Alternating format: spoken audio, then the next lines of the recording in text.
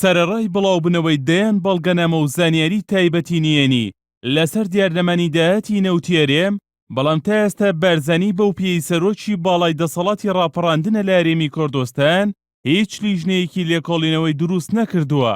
لە کاتێکدا چەندین جار لیژنەی لەسەر کەیسی بچووک دروست کردووە، هاوشێوەی دابەشکردنی زەوی بە شێوەی نایاسایی.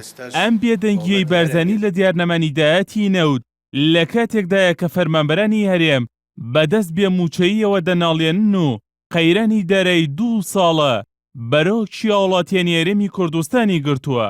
لەلایەن بەشێک لە وڵاتیانیشەوە تەفسیری ئەوەی بۆ دەکرێت کە بارزانی خۆی ئاگاداری تەواوی دۆسەی نەوتێرێمە، بۆیە لیژنەی لێکۆڵینەوەی بۆ دروست ناکات. ماوەی چەند ڕۆژێکە NRT دەستی کردووە بە بڵاوکردنەوەی بەڵگە و زانیاری نهێنی و تایبەت لە ڕێگەی سەرچاوەی بیانیەوە لەسەر داهاتی نەوت و ئاستی بەرەمێنانی نەوتی هەرێم و بەپێی بەڵگە و زانیاریەکان حکوومەتی هەرێم لە ئێستادا داهاتی مانگانی زیاترە لە 1 ملیارد دۆلار و دەتوانێت موچەی تەواوی فەرمانبەران و خەرجیەکانی بەڕێوەبردنی حکوومەت و پرۆژەکان دابی بکات و لێشی بمێنێتەوە.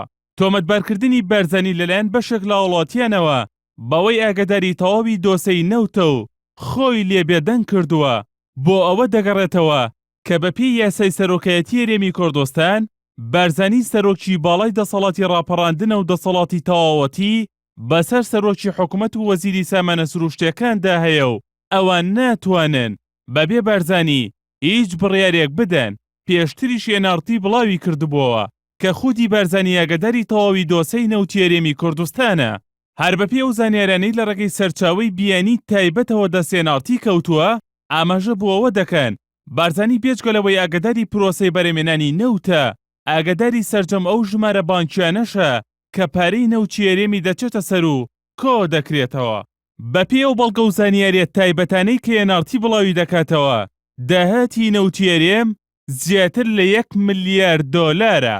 بەڵام وەزارەتی سامانە سروشتیەکانی حکوومەتی هەرێم تەنها ئاماژە بە نیوەی ئەو داهاتە دەدات و 0.5 ملیارد دۆلارەکەی دیکەش دیار نییە و چی بەسەر دێت و بۆ کوێ دەچێت. هەرێمی کوردستان لە ئێستادا بە خراپترین دۆخەکانیدا تێپەڕ دەبێت.